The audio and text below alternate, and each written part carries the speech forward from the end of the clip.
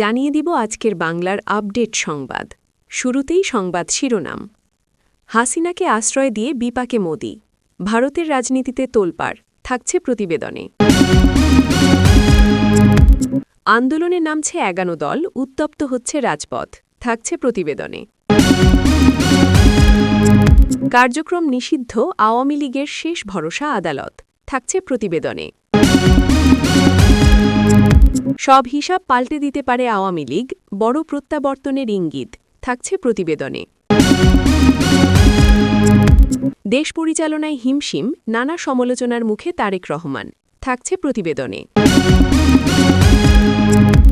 এতক্ষণ শুনতেছিলেন সংবাদ শিরোনাম, এখন বিস্তারিত। হাসিনাকে আশ্রয় দিয়ে বিপাকে মোদি, ভারতের রাজনীতিতে তোলপাড়। ভারতের রাজনৈতিক অঙ্গনে নতুন করে আলোচনার ঝড় তুলেছে একটি সংবেদনশীল ইস্যু, শেখ হাসিনাকে ঘিরে তৈরি হওয়া পরিস্থিতি এবং তাকে আশ্রয় দেওয়া হয়েছে এমন গুঞ্জন। এই বিষয়টি ঘিরে ভারতের অভ্যন্তরীণ রাজনীতিতেও উত্তেজনা ছড়িয়েছে, যেখানে সরাসরি প্রশ্নের মুখে পড়েছেন দেশটির প্রধানমন্ত্রী নরেন্দ্র মোদি। যদিও এখনও পর্যন্ত ভারত সরকারের পক্ষ থেকে শেখ হাসিনাকে আনুষ্ঠানিকভাবে আশ্রয় দেওয়ার কোনো নিশ্চিত ঘোষণা আসেনি, তবুও রাজনৈতিক মহলে এই বিষয়টি নিয়ে ব্যাপক আলোচনা চলছে। বিশেষ করে ভারতের রাজধানী নিউ দিল্লিকে কেন্দ্র করে নানা গুঞ্জন পরিস্থিতিকে আরও জটিল করে তুলেছে। ভারতের বিরোধী রাজনৈতিক দলগুলো এই ইস্যুকে হাতিয়ার হিসাবে ব্যবহার করতে শুরু করেছে বলে জানা গেছে। তারা প্রশ্ন তুলছে, যদি কোনো বিদেশি রাজনৈতিক ব্যক্তিত্বকে আশ্রয় দেওয়া হয়ে থাকে, তবে তা কোন প্রক্রিয়ায় এবং কেন দেওয়া হয়েছে। এই প্রশ্নগুলো এখন ভারতের সংসদীয় রাজনীতিতেও প্রতিফলিত হচ্ছে বলে ধারণা করা হচ্ছে। রাজনৈতিক বিশ্লেষকদের মতে, ভারতের মতো একটি গণতান্ত্রিক দেশে এই ধরনের সংবেদনশীল সিদ্ধান্ত সবসময়ই বিতর্কের জন্ম দেয়, কারণ এটি শুধু অভ্যন্তরীণ রাজনীতির বিষয় নয়, বরং আন্তর্জাতিক সম্পর্কের সঙ্গেও গভীরভাবে জড়িত। বিশেষ করে বাংলাদেশ ভারত সম্পর্কের প্রেক্ষাপটে এই ইস্যু আরও গুরুত্বপূর্ণ হয়ে উঠেছে। এদিকে ভারতীয় জনতা পার্টির ভেতরেও বিষয়টি নিয়ে আলোচনা চলছে বলে জানা গেছে। দলটির কিছু নেতা বিষয়টি নিয়ে সতর্ক অবস্থান নেওয়ার পক্ষে মত দিয়েছেন, যাতে এটি বড় ধরনের রাজনৈতিক সংকটে পরিণত না হয়। অন্যদিকে ভারতের বিরোধী শিবির, বিশেষ করে ইন্ডিয়ান ন্যাশনাল কংগ্রেস, এই ইস্যুকে সরকার বিরোধী সমালোচনার একটি বড় সুযোগ হিসেবে দেখছে। তারা বলছে, যদি এই ধরনের সিদ্ধান্ত নেওয়া হয়ে থাকে, তাহলে জনগণের কাছে তার স্বচ্ছ ব্যাখ্যা দেওয়া উচিত। কূটনৈতিক বিশ্লেষকদের মতে, একটি দেশের সাবেক বা বর্তমান শীর্ষ নেতাকে আশ্রয় দেওয়া অত্যন্ত সংবেদনশীল বিষয়। এটি আন্তর্জাতিক আইন, কূটনৈতিক সম্পর্ক এবং রাজনৈতিক ভারসাম্যের ওপর প্রভাব ফেলতে পারে। তাই এ ধরনের সিদ্ধান্ত সাধারণত খুব সতর্কতার সঙ্গে নেওয়া হয়। বাংলাদেশের রাজনৈতিক অঙ্গনেও এই ইস্যু নিয়ে আলোচনা শুরু হয়েছে। আওয়ামী লীগের ভেতরে বিষয়টি নিয়ে সরাসরি কোনো মন্তব্য না এলেও রাজনৈতিক পর্যবেক্ষকরা বলছেন, এই গুঞ্জন দলের অবস্থানকে প্রভাবিত করতে পারে। অন্যদিকে বাংলাদেশ ন্যাশনালিস্ট পার্টির কিছু নেতার বক্তব্যে এই বিষয়টি নিয়ে সমালোচনার সুর শোনা যাচ্ছে। তারা বলছেন, দেশের অভ্যন্তরীণ রাজনৈতিক ইস্যু আন্তর্জাতিক পর্যায়ে প্রভাব ফেললে তা দেশের ভাবমূর্তির জন্য চ্যালেঞ্জ হতে পারে। সামাজিক যোগাযোগ মাধ্যমে এই ইস্যু নিয়ে ব্যাপক আলোচনা চলছে। কেউ বলছেন এটি একটি কূটনৈতিক পদক্ষেপ, আবার কেউ মনে করছেন এটি রাজনৈতিকভাবে ঝুঁকিপূর্ণ সিদ্ধান্ত হতে পারে। বিভিন্ন মতামতের কারণে সাধারণ মানুষের মধ্যেও কৌতূহল ও উদ্বেগ তৈরি হয়েছে। বিশ্লেষকদের মতে, এই ইস্যু ভারতের অভ্যন্তরীণ রাজনীতিতে একটি নতুন বিতর্ক তৈরি করেছে, যা আগামী দিনগুলোতে আরও তীব্র হতে পারে। বিশেষ করে বিরোধী দলগুলো যদি এটি নিয়ে ধারাবাহিকভাবে প্রশ্ন তোলে, তাহলে সরকারকে আরও স্পষ্ট অবস্থান নিতে হতে পারে। সব মিলিয়ে বলা যায়, শেখ হাসিনাকে ঘিরে আশ্রয় ইস্যুটি এখনও নিশ্চিত তথ্যের ভিত্তিতে নয়, তবে এটি ইতোমধ্যেই ভারত এবং বাংলাদেশের রাজনৈতিক অঙ্গনে বড় ধরনের আলোচনার জন্ম দিয়েছে। এই বিষয়টি শুধু একটি গুজব নয়, বরং একটি সম্ভাব্য কূটনৈতিক ও রাজনৈতিক সংকট হিসেবেও দেখা হচ্ছে। এখন সবার দৃষ্টি ভারত সরকারের আনুষ্ঠানিক অবস্থানের দিকে। তারা কি এই বিষয়ে কোনো ব্যাখ্যা দেবে, নাকি বিষয়টি সময়ের সঙ্গে নিজে থেকেই স্থিমিত হয়ে যাবে? একই সঙ্গে বাংলাদেশের রাজনৈতিক অঙ্গনেও এর প্রভাব কিভাবে পড়বে সেটিও গুরুত্বপূর্ণ হয়ে উঠেছে। সময়ের সঙ্গে সঙ্গে এই ইস্যুর বাস্তব চিত্র পরিষ্কার হবে। তবে আপাতত এটুকু নিশ্চিত, এই গুঞ্জন ভারতের রাজনীতিতে নতুন করে তোলপাড় সৃষ্টি করেছে এবং দুই দেশের সম্পর্ক নিয়েও নতুন প্রশ্ন তুলে দিয়েছে। আন্দোলনে নামছে ১১ দল, উত্তপ্ত হচ্ছে রাজপথ। বাংলাদেশের রাজনৈতিক অঙ্গনে নতুন করে উত্তাপ ছড়িয়েছে ১১ দলীয় ঐক্যজোটের ধারাবাহিক আন্দোলনের ঘোষণাকে কেন্দ্র করে। বাংলাদেশ জামাতে ইসলামী সহ এই জোটটি জানিয়েছে, জুলাই জাতীয় সনদ অনুযায়ী রাষ্ট্র সংস্কারে অনুষ্ঠিত গণভোটের রায় বাস্তবায়ন সহ বিভিন্ন দাবিতে তারা রাজপথে নামছে। ইতোমধ্যেই সংসদের ভেতরে দাবি উত্থাপন, মুলতবি প্রস্তাব এবং ওয়াকআউটের মতো পদক্ষেপ নেওয়ার পর এবার তারা সরাসরি মাঠের আন্দোলনে যাওয়ার প্রস্তুতি নিচ্ছে। জোটের নেতারা বলছেন, দেশের বর্তমান রাজনৈতিক পরিস্থিতিতে জনগণের মতামতকে উপেক্ষা করা হচ্ছে। তারা দাবি করছেন, গণভোটের মাধ্যমে জনগণ যে রায় দিয়েছে তা বাস্তবায়ন না হলে গণতান্ত্রিক কাঠামো দুর্বল হয়ে পড়বে। এই অবস্থায় তারা শান্তিপূর্ণ কিন্তু ধারাবাহিক আন্দোলনের মাধ্যমে দাবি আদায়ের পথে হাঁটতে চান। ঘোষণা অনুযায়ী সারা দেশে বিক্ষোভ মিছিল, সমাবেশ, গণজমায়েত এবং বিভিন্ন কর্মসূচি পালনের পরিকল্পনা নেওয়া হয়েছে। জেলা এবং উপজেলা পর্যায়েও কর্মসূচি ছড়িয়ে দেওয়া হবে, যাতে সাধারণ মানুষ সরাসরি এতে অংশ নিতে পারে।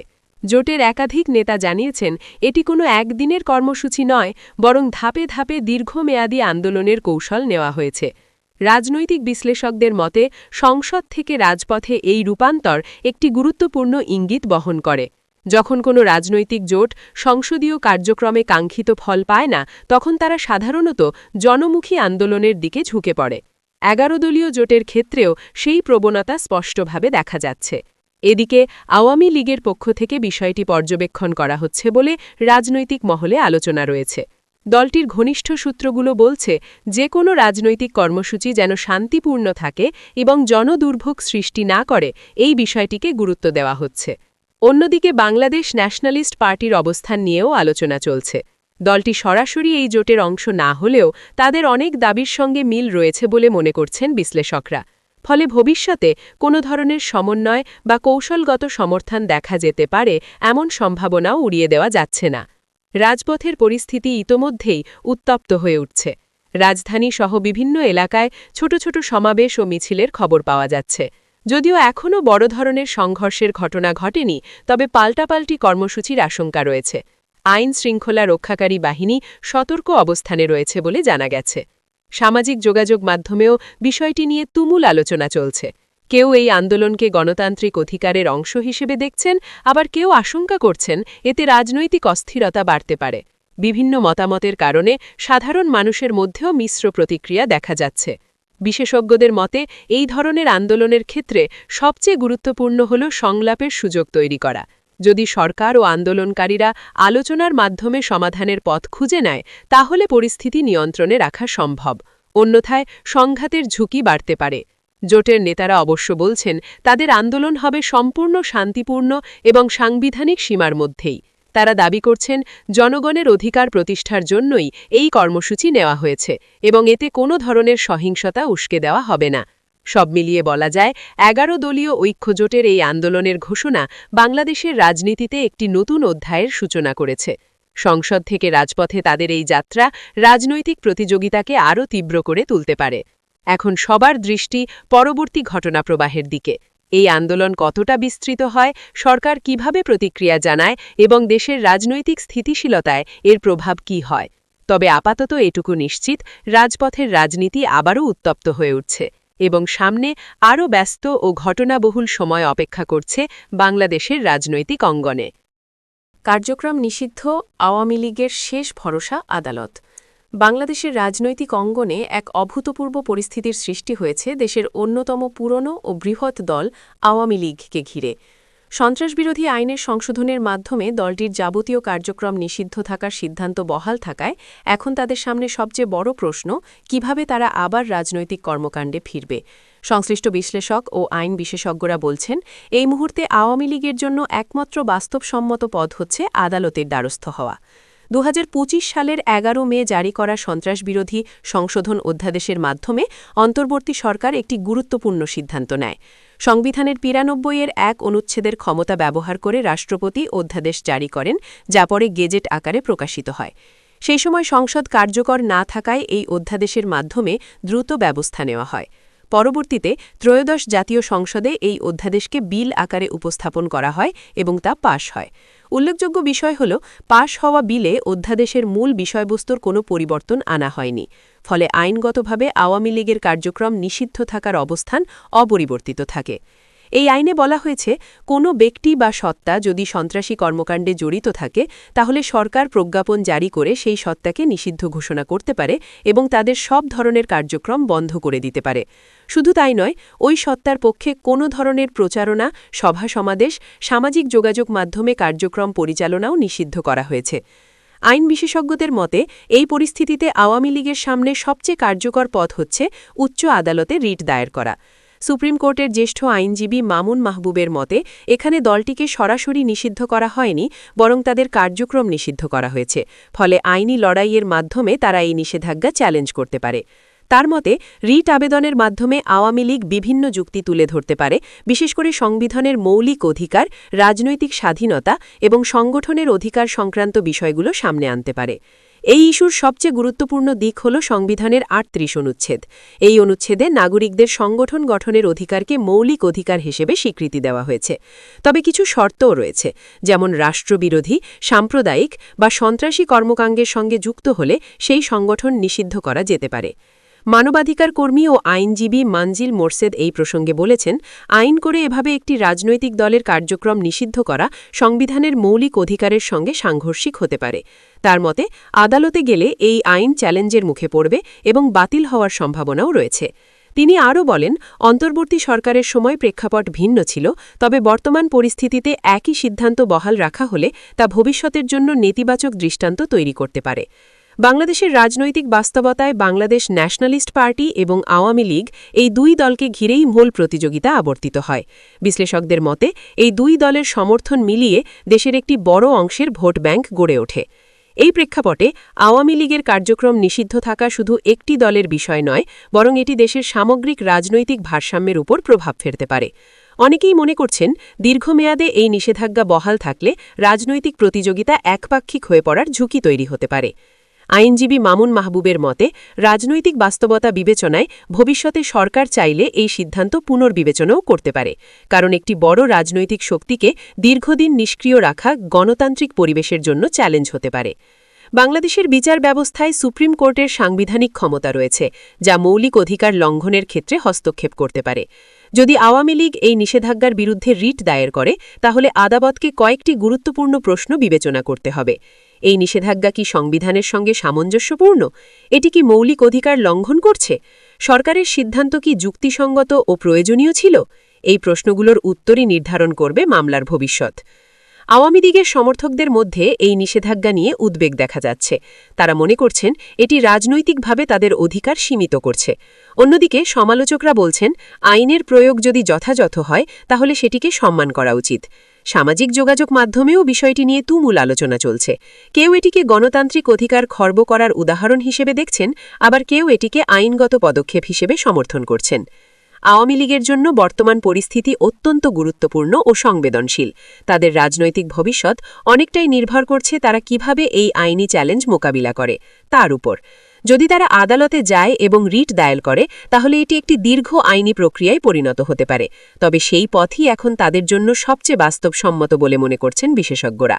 অন্যদিকে রাজনৈতিকভাবেও পরিস্থিতি দ্রুত পরিবর্তিত হতে পারে। যদি সরকার ভবিষ্যতে সিদ্ধান্ত পুনর্বিবেচনা করে, তাহলে নতুন সমীকরণ তৈরি হতে পারে। সব হিসাব পাল্টে দিতে পারে আওয়ামী লীগ, বড় প্রত্যাবর্তনের ইঙ্গিত। বাংলাদেশের রাজনৈতিক অঙ্গনে আবারও আলোচনার কেন্দ্রবিন্দুতে উঠে এসেছে আওয়ামী লীগ। সাম্প্রতিক নানা ঘটনার প্রেক্ষাপটে দলটি ঘুরে দাঁড়ানোর যে ইঙ্গিত দিচ্ছে, তা অনেক বিশ্লেষকের মতে দেশের রাজনীতির প্রচলিত সমীকরণই বদলে দিতে পারে।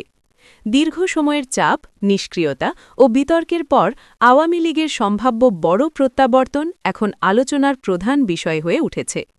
রাজনৈতিক পর্যবেক্ষকদের মতে, একটি বড় রাজনৈতিক দল কখনোই পুরোপুরি রাজনীতি থেকে হারিয়ে যায় না, বরং সময় ও পরিস্থিতির সঙ্গে মানিয়ে তারা নতুন কৌশল নিয়ে ফিরে আসে। আওয়ামী লীগের ক্ষেত্রেও সেই বাস্তবতাই দেখা যাচ্ছে। দলটির ভেতরে সংগঠন পুনর্গঠন, নতুন নেতৃত্ব তৈরি এবং তৃণমূল সক্রিয় করার চেষ্টা ইতোমধ্যেই শুরু হয়েছে। এই প্রক্রিয়ায় গুরুত্বপূর্ণ ভূমিকা রাখছেন দলটির সভাপতি শেখ হাসিনা। তার নেতৃত্ব ও রাজনৈতিক অভিজ্ঞতা দলটির জন্য এখন সবচেয়ে বড় সম্পদ হিসেবে বিবেচিত হচ্ছে। বিশ্লেষকদের মতে অতীতে বিভিন্ন সংকটেও তার নেতৃত্বেই আওয়ামী লীগ ঘুরে দাঁড়িয়েছে, ফলে বর্তমান পরিস্থিতিতেও তার কৌশল বড় ভূমিকা রাখতে পারে। আওয়ামী লীগের সম্ভাব্য প্রত্যাবর্তনের অন্যতম দিক হল তাদের সাংগঠনিক পুনর্গঠন। জেলা থেকে শুরু করে তৃণমূল পর্যায় পর্যন্ত নতুন করে কমিটি গঠন, পুরনো নেতাকর্মীদের সক্রিয় করা এবং নতুন মুখকে সামনে আনার চেষ্টা চলছে। এতে করে দলটি আবার মাঠের রাজনীতিতে দৃশ্যমান হয়ে উঠতে পারে। একই সঙ্গে দলটি তাদের রাজনৈতিক বার্তায়ও পরিবর্তন আনছে বলে ধারণা করা হচ্ছে। উন্নয়ন, স্থিতিশীলতা এবং ভবিষ্যৎ পরিকল্পনার ওপর জোর দিয়ে নতুন করে জনগণের কাছে পৌঁছনোর চেষ্টা চলছে। বিশ্লেষকদের মতে এটি অনেকটা ইমেজ রিব্র্যান্ডিংয়ের অংশ, যা দীর্ঘমেয়াদে দলটির জন্য ইতিবাচক ফল বয়ে আনতে পারে। তরুণ প্রজন্মকেও আওয়ামী লীগের কৌশলের কেন্দ্রে রাখা হয়েছে। বর্তমান সময়ে তরুণ ভোটারদের প্রভাব অনেক বেশি, তাই সামাজিক যোগাযোগ মাধ্যমে সক্রিয়তা বাড়ানো, নতুন নেতৃত্ব তৈরি এবং নতুন ধরনের প্রচারণা চালানোর উদ্যোগ নেওয়া হচ্ছে। অন্যদিকে রাজনৈতিক প্রতিপক্ষরাও পরিস্থিতি নিবিড়ভাবে পর্যবেক্ষণ করছে। বাংলাদেশ ন্যাশনালিস্ট পার্টি এবং বাংলাদেশ জামাত-ই-ইসলামী নিজেদের অবস্থান শক্ত করার চেষ্টা চালিয়ে যাচ্ছে, ফলে রাজনৈতিক প্রতিযোগিতা আরও তীব্র হয়ে উঠছে। বিশ্লেষকদের মতে আওয়ামী লীগ যদি সত্যি শক্তভাবে ফিরে আসে, তাহলে তা দেশের রাজনৈতিক ভারসাম্যে বড় পরিবর্তন আনতে পারে। দীর্ঘদিন ধরে যে রাজনৈতিক সমীকরণ চলে আসছে তা নতুনভাবে সাজাতে হতে পারে। তবে চ্যালেঞ্জও কম নয়। আওয়ামী লীগের সামনে সবচেয়ে বড় চ্যালেঞ্জ হল জনগণের আস্থা পুনরুদ্ধার করা। শুধু সংগঠন শক্তিশালী করলেই হবে না, বরং জনগণের প্রত্যাশার সঙ্গে নিজেদের কৌশলকে সামঞ্জস্যপূর্ণ করতে হবে। সামাজিক যোগাযোগ মাধ্যমে ইতোমধ্যেই এই সম্ভাব্য প্রত্যাবর্তন নিয়ে আলোচনা শুরু হয়েছে। সমর্থকরা আশাবাদী, তারা মনে করছেন দলটি আবারও শক্ত অবস্থানে ফিরে আসবে। অন্যদিকে সমালোচকরা বলছেন বাস্তব পরিবর্তন ছাড়া এই প্রত্যাবর্তন সম্ভব নয়।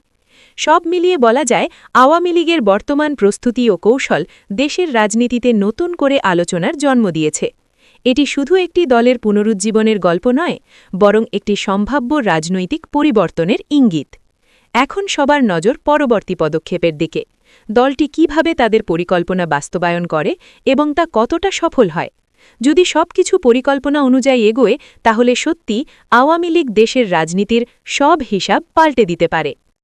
দেশ পরিচালনায় হিমশিম, নানা সমালোচনার মুখে তারেক রহমান। বাংলাদেশের রাজনৈতিক অঙ্গনে নতুন করে আলোচনার কেন্দ্রবিন্দুতে উঠে এসেছেন তারেক রহমান। সাম্প্রতিক সময়ে তার নেতৃত্ব, রাজনৈতিক কৌশল এবং দেশ পরিচালনা সংক্রান্ত অবস্থান নিয়ে নানা মহলে সমালোচনা তৈরি হয়েছে। রাজনৈতিক বিশ্লেষকরা বলছেন বর্তমান বাস্তবতায় তিনি একটি কঠিন চ্যালেঞ্জের মুখোমুখি। বিভিন্ন রাজনৈতিক বক্তব্য, সিদ্ধান্ত এবং দলীয় কার্যক্রম ঘিরে প্রশ্ন উঠছে দলীয় কৌশল কতটা কার্যকর এবং তা দেশের সামগ্রিক রাজনৈতিক পরিস্থিতির সঙ্গে কতটা সামঞ্জস্যপূর্ণ। বিশেষ করে বাংলাদেশ ন্যাশনালিস্ট পার্টির সাম্প্রতিক পদক্ষেপগুলো নিয়ে দলটির ভেতর বাইরে আলোচনা চলছে। দলের একাধিক নেতা মনে করছেন বর্তমান পরিস্থিতিতে আরও সুসংগঠিত ও স্পষ্ট কৌশল প্রয়োজন। মাঠ পর্যায়ের কর্মসূচি, রাজনৈতিক বার্তা এবং জনসম্পৃক্ততা সব ক্ষেত্রেই সমন্বয় বাড়ানোর প্রয়োজন রয়েছে বলে মত দিয়েছেন তারা। অন্যদিকে কিছু সমর্থক বলছেন তারেক রহমানের নেতৃত্বে দলটি কঠিন সময় পার করলেও ধীরে ধীরে সংগঠিত হচ্ছে। রাজনৈতিক বিশ্লেষকদের মতে তারেক রহমানের সামনে সবচেয়ে বড় চ্যালেঞ্জ হল একটি শক্তিশালী ও কার্যকর রাজনৈতিক অবস্থান তৈরি করা। শুধু সমালোচনা বা বিরোধিতার মধ্যে সীমাবদ্ধ না থেকে বিকল্প রাজনৈতিক দিক নির্দেশনা দেওয়াও গুরুত্বপূর্ণ। বর্তমান সময়ে জনগণ শুধু সমালোচনা নয়, বরং সমাধান দেখতে চায়, এমনটাই মনে করছেন বিশেষজ্ঞরা। এদিকে আওয়ামী লীগের পক্ষ থেকেও পরোক্ষভাবে সমালোচনা করা হচ্ছে বলে রাজনৈতিক মহলে আলোচনা রয়েছে। তারা বলছেন দেশের রাজনীতিতে দায়িত্বশীল নেতৃত্ব অত্যন্ত গুরুত্বপূর্ণ এবং যে কোনো রাজনৈতিক দলকে সেই মানদণ্ডে দাঁড়াতে হবে। অন্যদিকে বাংলাদেশ জামায়াত-ই-ইসলামী সহ অন্যান্য দলও পরিস্থিতি পর্যবেক্ষণ করছে। তারা নিজেদের অবস্থান শক্ত করার চেষ্টা করছে, ফলে রাজনৈতিক প্রতিযোগিতা আরও তীব্র হয়ে উঠছে। সামাজিক যোগাযোগ মাধ্যমে বিষয়টি নিয়ে ব্যাপক আলোচনা চলছে। কেউ বলছেন এটি রাজনৈতিক চাপ তৈরির অংশ, আবার কেউ মনে করছেন এটি বাস্তব পরিস্থিতির প্রতিফলন।